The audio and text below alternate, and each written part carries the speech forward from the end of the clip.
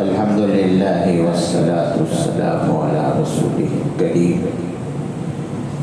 اما بعد قال النبی صلی اللہ علیہ وسلم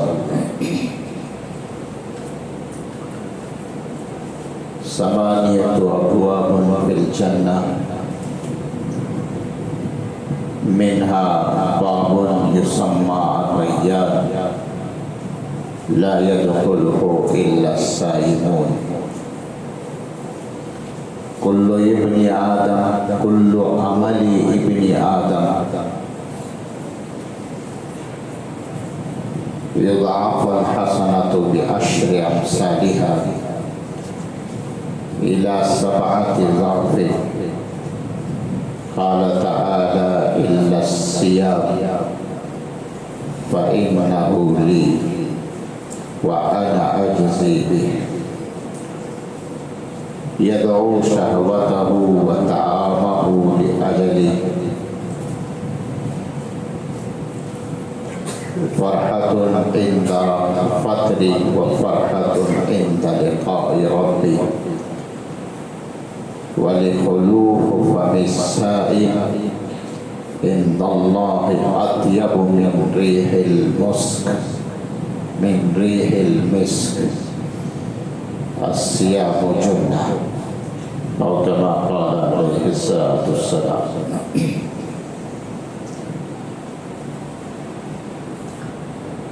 نبی پاک صلی اللہ علیہ وسلم کا ارشاد گرامی ہے.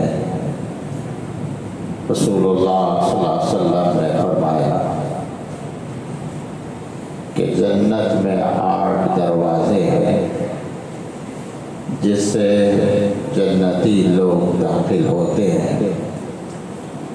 اس میں سے ایک دروازے کا نام باب یسمى فیہا الریان، اس دروازے کا نام ریان ہوگا. لا يدخله الا الصائمون، اس ریان دروازے میں وہی داخل ہوں گے جو روزہ اللہ کے واسطے رکھتے ہیں. اور ریان کے معنی آتے ہیں سیراب کرنا، پیٹ بھر کر کسی کو کھلانے والے کو ریان کہتے ہیں. تو روزہ جو اللہ کے واسطے اس نے بھوکا پورا دن تھا، اس کے عوض میں اللہ تعالیٰ کی جانب سے اس کو اعزاز ہوتا ہے کہ وہ اس راستے سے آئیں جو سیراب کا راستہ ہو. ایک حدیث تو یہ ہے، اور دوسری حدیث میں پیغمبر نے ارشاد فرمایا کل عمل ابن آدم یضعف الحسنہ بعشر امثالها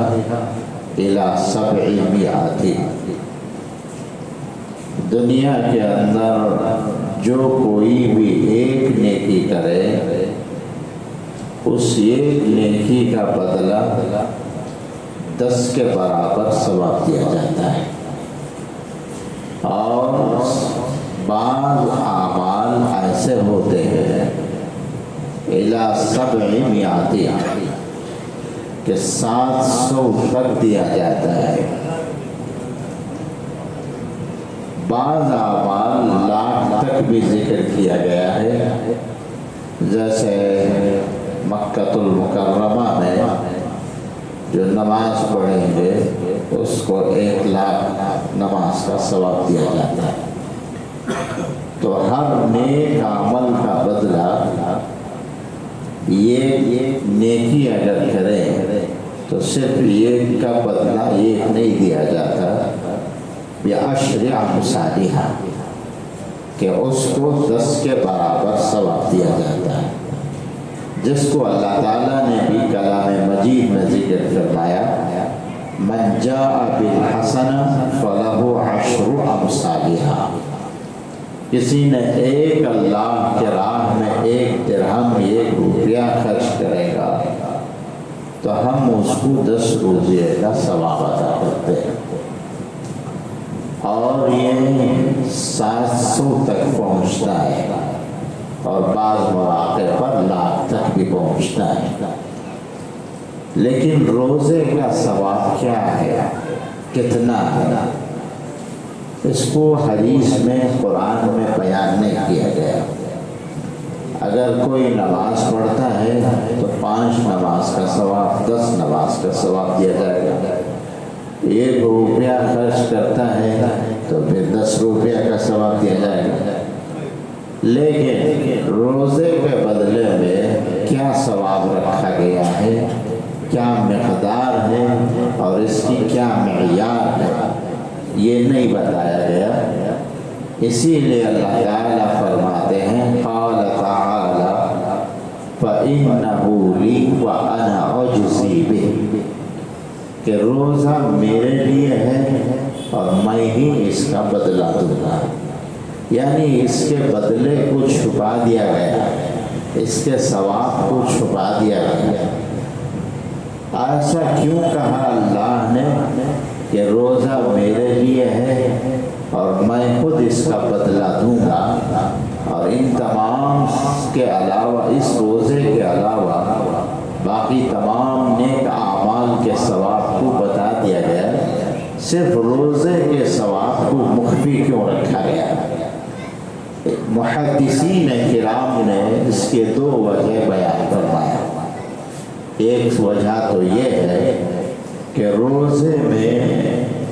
ریاکاری ہرگز داخل نہیں ہے، روزے میں ریاکاری کی شرکت نہیں ہوگی، بخلاف دوسری عبادتوں میں۔ یعنی دوسری عبادتوں میں لوگوں کو بتانے کے لیے کیے جانے کا امکان ہے، لیکن روزے میں ایسا نہیں ہوگا۔ روزے کے علاوہ کی عبادتوں میں، مثال کے طور پہ کوئی نماز پڑھے اس لیے پڑھے کہ تاکہ وہ دوسرے دیکھیں، جسے اللہ نے فرمایا الذین هم عن صلاتهم یراؤون، کہ نماز اس لیے پڑھتے ہیں کہ وہ لوگوں کو دکھاتے ہیں، یا تو لمبی نماز پڑھتے ہیں تاکہ دیکھنے والے ان کے جاننے ماننے، ان سے محبت رکھنے والے خوش ہو جائیں، یا اس لیے مختصر نماز پڑھتے ہیں کہ وہ بھی ریا ہے کہ ایسا سوچیں کہ میں لمبی نماز پڑھوں گا، دیکھنے والے مجھے کیا کہیں گے، بہت بڑا صوفی ہے، بزرگ ہے، یہ کہیں گے، یہ سمجھ کر وہ 2 رکعت بالکل مختصر پڑھتا ہے، تو یہ بھی ریاکاری ہے۔ تو لہٰذا لمبی نماز پڑھے تاکہ لوگوں کو دکھایا جائے، یا مختصر نماز پڑھے تاکہ لوگوں کی طعنے سے، تشنیع سے بچے، یہ بھی ریاکاری ہے۔ اسی طرح کہ اگر کوئی صدقہ کرتا ہے تو اس میں بھی ریاکاری کا عمل ہو سکتا ہے کہ کسی کو دیں تاکہ لوگ اس کو دیکھیں، دیتے ہوئے دیکھیں۔ تو پھر اگر حج کو جائیں یا عمرے پہ جائیں تو اس میں بھی ریاکاری ہو سکتی ہے۔ لیکن روزہ ایک ایسی عبادت ہے، صوم ایک ایسی عبادت ہے جس میں بندے کو پتہ ہی نہیں چلتا کہ یہ روزہ سے ہے یا کھانے پینے والا ہے، یہ بھوکا ہے یا نہیں ہے، پتہ ہی نہیں چلتا جب تک کہ وہ خود ذکر نہ کرے۔ نماز میں ذکر کرنے کی ضرورت نہیں کہ میں نماز پڑھ رہا ہوں، حج پہ جانے والے کو ذکر کرنے کی ضرورت نہیں کہ میں حج پہ جا رہا ہوں، لیکن روزہ رکھنے والے کے لیے ضروری ہوتا ہے کہ اگر وہ روزے دار ہے تو پھر وہ خود اپنی زبان سے جب تک نہیں ذکر کرے گا سامنے والے کو معلوم نہیں ہوگا۔ اس لیے اللہ نے فرمایا روزہ ایک ایسی عبادت ہے، ایک بالشت برابر بھی اس میں ریاکاری کا کوئی دخل نہیں ہے، کہ لوگوں کو دکھاوے کے لیے رہنے کا کوئی ضرورت نہیں ہے۔ ایک تو یہ ہے، اور اس کی دوسری صورت یہ بھی ہے کہ کہ تمام عبادتوں کی شکل و صورت لوگوں کے سامنے نظر آتے ہیں، روزہ ایک ایسی عبادت ہے نہ اس کی شکل ہے نہ اس کی صورت ہے۔ کیسے؟ مثلا نماز پڑھتا ہے، نماز کی شکل کیا ہے؟ قیام کرنا، قرات کرنا، رکوع میں جانا، پھر قیام کرنا، پھر سجدے پہ جانا، اور دونوں سجدوں کے درمیان میں بیٹھنا، تشہد پڑھنا، سلام کا پھیرنا، یہ سب شکل ہے نماز کی، یہ صورت ہے نماز کی۔ اور اسی طرح صدقہ کرتا ہے یا زکوٰۃ دیتا ہے، اس کی شکل ہے پیسوں کا،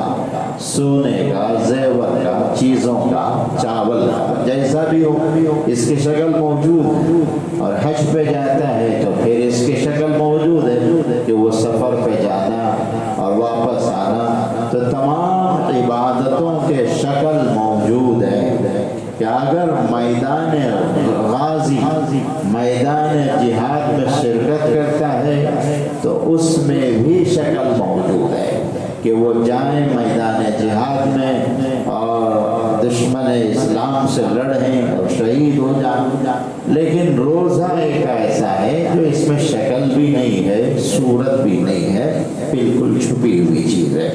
تو ایک وجہ تو یہ ہے، ایک سبب تو یہ ہے کہ جو اللہ کہتے ہیں کہ روزہ میرے لیے، میں خود اس کا بدلہ دوں گا، اور دوسری وجہ یہ بھی ہے کہ یہ بہت بڑا اپنا نفس کشی کا عمل ہے، اور بھوک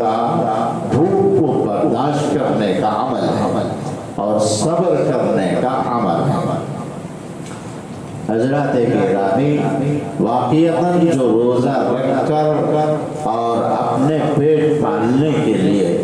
گلی کوچوں میں تجارت کی صدائیں لگاتے پھرے اور دھوپ کڑاکے کی دھوپ میں دن بھر رہیں، ایسے لوگوں کو پتہ ہوتا ہے کہ روزہ کیا عمل ہے،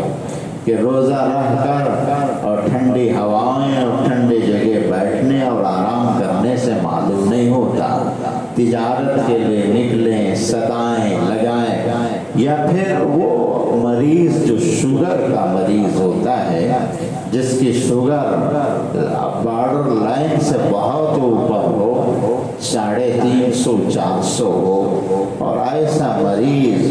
اپنی مرض کو برداشت کرتے ہوئے روزہ رکھتا ہے، جس کے حلق پر کانٹے پڑ جاتے ہیں، پانی کی پیاس کی شدت لگتی ہے، پھر بھی اس کے باوجود اللہ کے لیے روزہ رکھتا ہے، اس کی طاقت کے بقدر۔ اگر طاقت نہیں ہے، کمزور ہے، اور اس کو سر چکرا رہا ہے، جان جانے کا صدمہ ہو سکتا ہے، ایسے صورت میں روزہ رہنا حرام ہے، ثواب کے بجائے عذاب دیا جائے گا، اس لیے کہ خدا کے سامنے ایمان سے پہلے جان کی قیمت ہے۔ جان اگر محفوظ ہے تو پھر ایمان بھی محفوظ ہو جائے گا، جان ہی نہیں تو پھر کہتا ایمان اور کیسے اعمال، کیسے نماز، کیسے روزہ۔ اسی لیے فرمایا کہ پہلے تم اپنی جان کی حفاظت کر لو۔ لہذا جس بیماری کی وجہ سے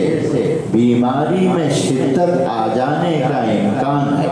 اور اطباء اور ڈاکٹر منع کرتے ہیں، اس کے باوجود اگر کوئی روزہ رکھتا ہے، وہ اللہ کے حکم کے مطابق نہیں ہوگا، اس کی خواہش کے مطابق ہوگا۔ اس لیے کہ اللہ تعالیٰ نے 2 چیزیں رکھی ہیں، ایک ہے رخصت، ایک ہے عزیمت۔ رخصت کا مطلب یہ ہے کہ اگر کوئی مسافر سفر میں جاتا ہے، اس کے لیے 4 رکعت والی نمازیں 2 رکعت کر دی گئی۔ اگر کوئی کہے نہیں مجھے تو 4 ہی پڑھنا ہے، کہ کوئی تھکان نہیں ہے اور میں پڑھ بھی سکتا ہوں، میرے اندر طاقت بھی ہے، تو یہ اس کا مطلب یہ ہے عزیمت، اپنے آپ اٹھا کے پریشانی سر پہ ڈال لینا، جس کا اللہ نے فرض نہیں کیا، رخصت دے رکھا ہے، اس کو اپنے سر پہ اٹھا کے ڈال لینا، اس کو عزیمت کہتے ہیں۔ یعنی اللہ کے سامنے بہادری دکھانا، نہیں میں یہ کر سکتا ہوں، کروں گا، یہ ناجائز ہے، یہ ثواب کا عمل نہیں ہے۔ اس لیے جس پر اللہ نے دو چیزیں رکھی ہے، ایک رخصت ایک عزیمت۔ جب رخصت کا موقع آئے تو رخصت اٹھا لیں، جب عزیمت کا موقع آئے تو عزیمت کو برداشت کر لیں۔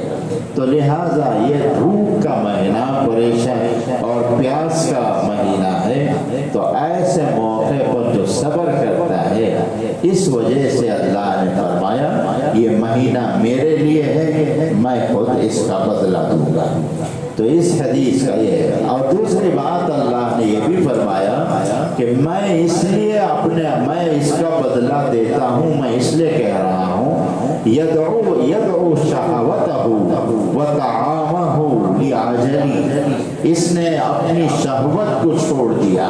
اپنا کھانا پینا چھوڑ دیا صرف میرے لیے، اس لیے میں اس کا بدلہ دوں گا۔ اور آگے فرمایا روزہ رکھنے والے کو للصائم فرحتان، روزہ رکھنے والے کے لیے دو خوشخبریاں ہیں،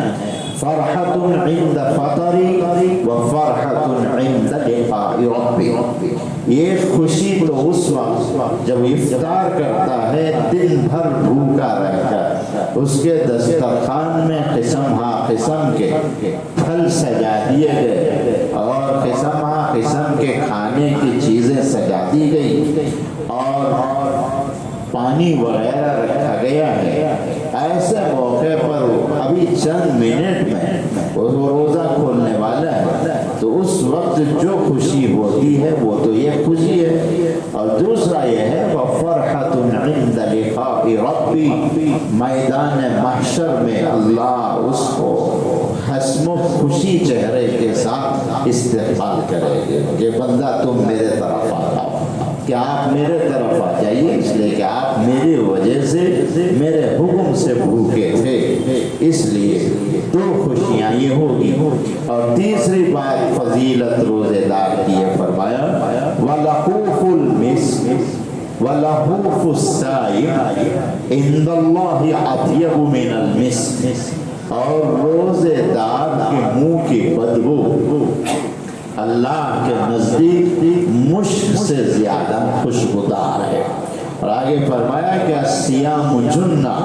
روزہ برائیوں کے لیے ڈھال ہے، روزہ برائیوں کو روکتا ہے، اس لیے کہ روزہ رکھنے کے بعد آدمی گالی نہیں دے سکتا، کہ کسی سے لڑ نہیں سکتا۔ ایک حدیث میں آتا ہے کہ اگر کوئی بندہ آپ سے لڑنا چاہتا ہے، لڑنے آ رہا ہے اور بکواس کرتا ہے، تو تم کہہ دو کہ انی صائم، کہ میں روزے دار ہوں، کہ میں نہ لڑ سکوں گا،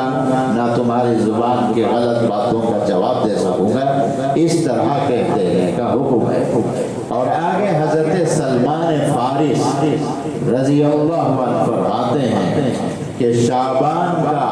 آخری جمعہ تھا، جس جمعے میں رسول اللہ صلی اللہ علیہ وسلم نے واعظ فرمایا، جمعے کے خطبے میں فرمایا کہ لوگوں تم پر ایک ایسا مہینہ سایہ کرنے والا ہے، ایسا مہینہ سایہ فگن ہے، جس میں ادا فریضتاً کمن ادا فریضتاً 70 فریضہ، وہ ایسا بابرکت مقدس مہینہ ہے جس میں ایک فرض نماز کے بدلے میں 70 فرض کا ثواب دیا جائے گا، اور ایک نفل میں 70 نفل کا ثواب دیا جائے گا۔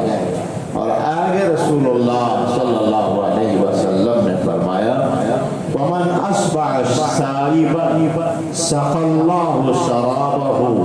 مِنْ شَرَابِ الْجَنَّةِ لَا يَسْمَعُ بَعْدَهُ،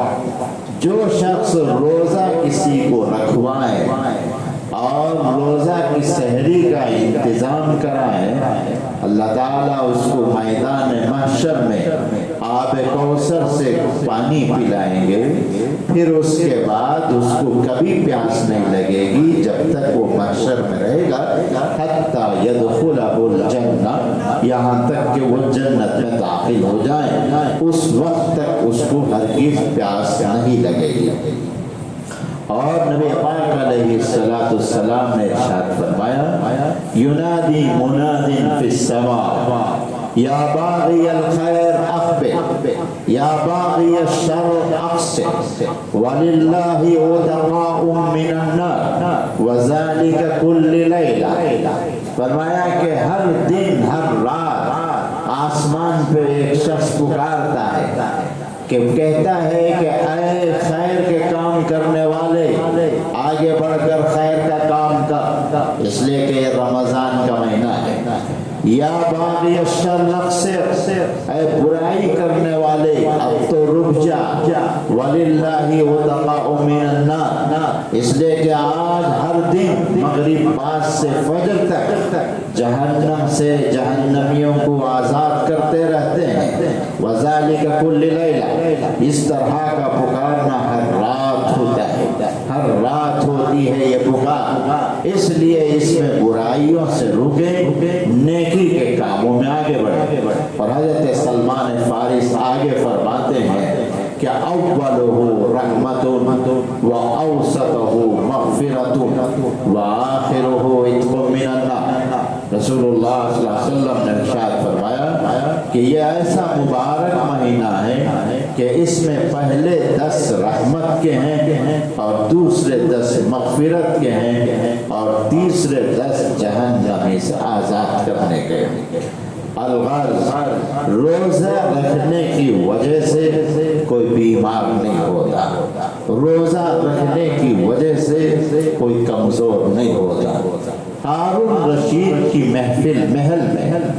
ایک عیسائی حکیم آیا اور کہنے لگا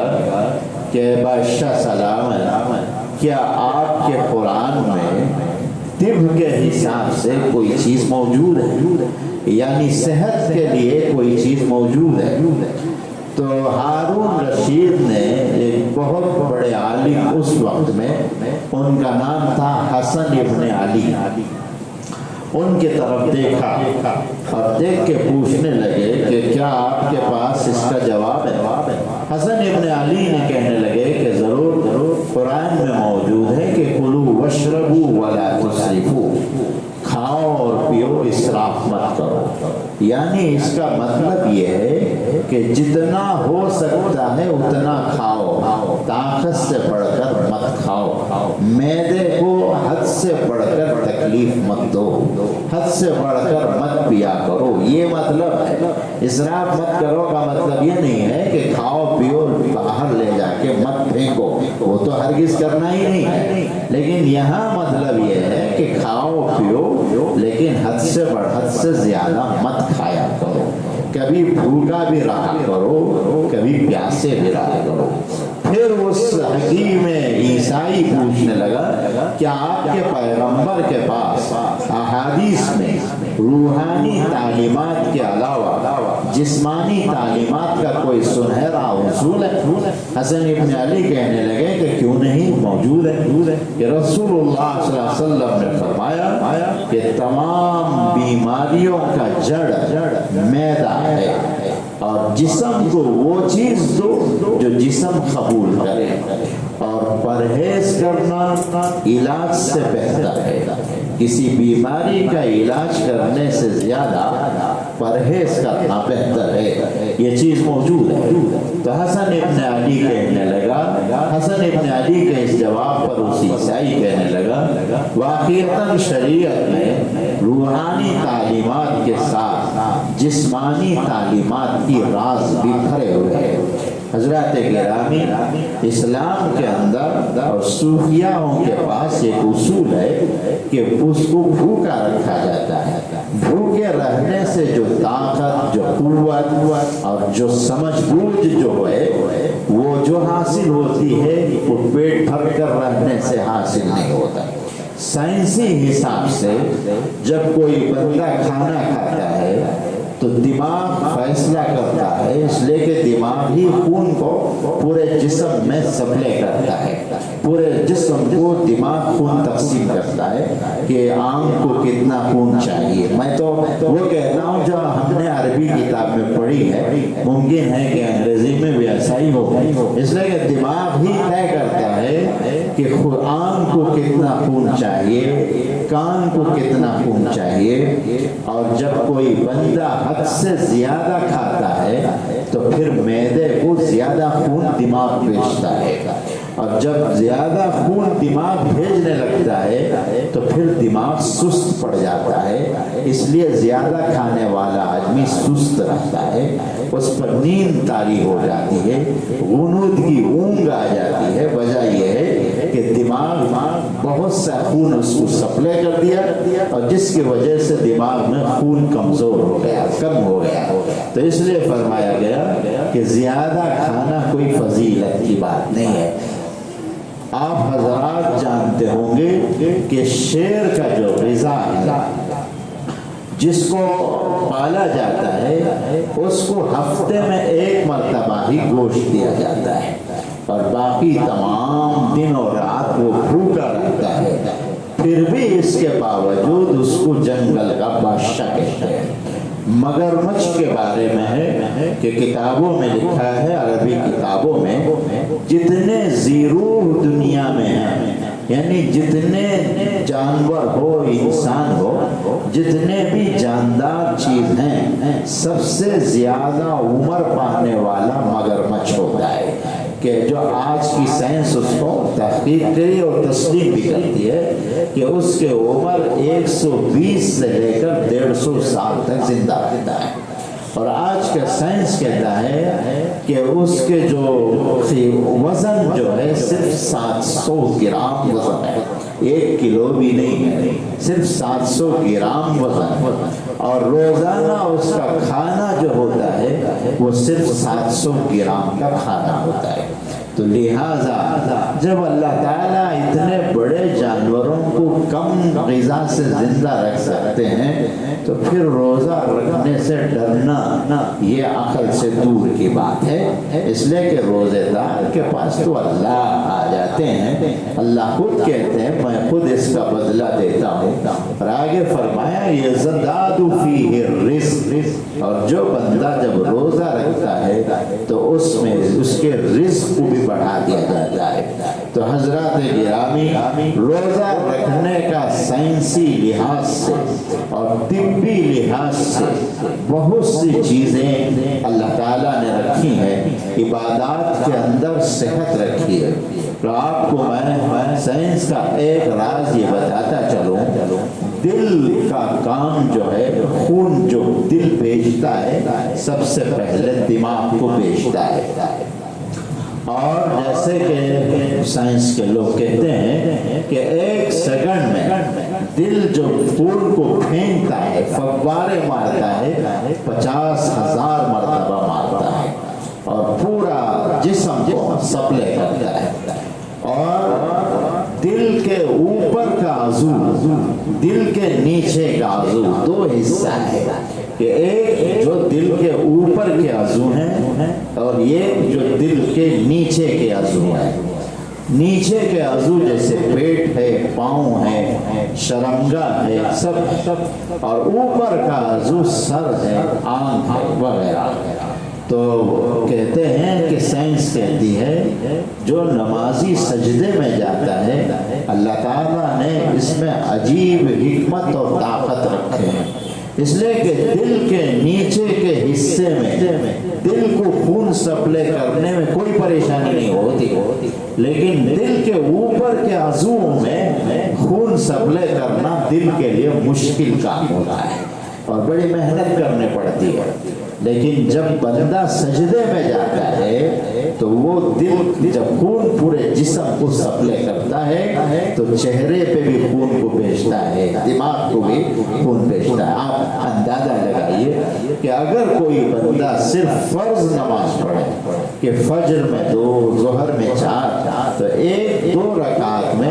4 سجدے ہوتے ہیں، تو 4 مرتبہ خون سپلائی کرتا ہے، دماغ کو پہنچتا ہے، آنکھ کو پہنچتا ہے، چہرے کو پہنچتا ہے۔ اور ایک بہت بڑے محدث کے سامنے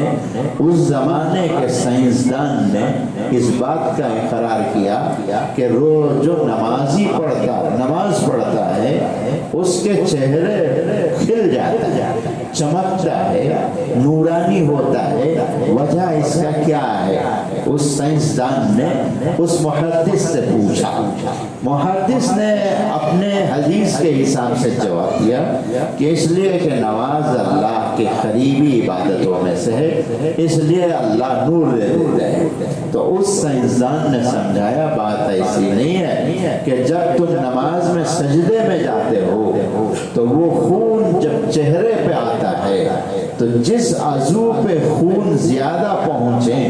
وہ عضو خوبصورت ہو جاتا ہے، چمکنے لگتا ہے۔ اس لیے نمازیوں کا چہرہ چمکنے کا راز وجہ یہی ہے کہ وہ سجدے کرتے رہتے ہیں اور اس کی وجہ سے خون ان کے چہرے میں سر میں پہنچتا ہے، اس کی وجہ سے ان کے چہرے روشن تابناک ہوتے ہیں۔ اس لیے حضرات گرامی، روزہ رکھنا اور روزے دار کی فضیلت حدیث کی روشنی میں بہت زیادہ ہے۔ اس لیے معمولی عذر اور معمولی وجہ کو اصل بنا کر روزہ نہ چھوڑا جائے۔ بغیر عذر کے روزہ چھوڑنا ہی ناجائز ہے، حرام ہے۔ اللہ کے بغیر دعوت کے وہ کھانا ہوتا ہے، اس لیے اس کو نہ عذر بنائیں کہ سحری ہم نے نہیں کی ہے اس لیے روزہ نہیں رکھیں گے۔ حضرات، سحری کوئی ضروری عمل نہیں ہے، واجب نہیں ہے۔ تسحروا فإن فی السحور برکۃ، پیغمبر نے فرمایا کہ سحری کھایا کرو،